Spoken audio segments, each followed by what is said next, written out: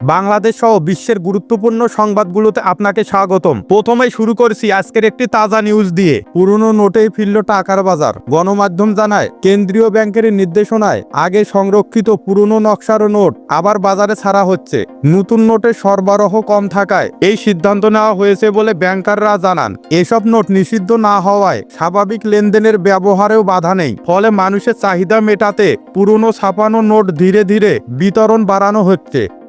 স্বাধীনতার ঘোষণায় এলো নতুন ব্যাখ্যা। গণমাধ্যমে স্বরাষ্ট্রমন্ত্রী সালাউদ্দিন আহমেদ বলেন, 1971 সালে চট্টগ্রাম থেকে প্রথমে জিয়াউর রহমান স্বাধীনতার ঘোষণা দেন। পরে সেই ঘোষণা শেখ মুজিবুর রহমানের নামে পুনরায় প্রচার করা হয়। তিনি জানান, রাজারবাগের ঘটনার পর এই ঘটনা দ্রুত ছড়িয়ে পড়ে এবং এটি ইতিহাসের গুরুত্বপূর্ণ অংশ হিসেবে বিবেচিত হচ্ছে।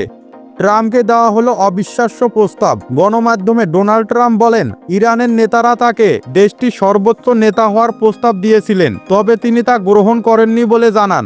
একই সঙ্গে তিনি দাবি করেন, দুই পক্ষের মধ্যে আলোচনা চলছে, যদিও তেহরান এই দাবিকে সরাসরি অস্বীকার করেছে এবং নিজেদের অবস্থান স্পষ্ট করেছে।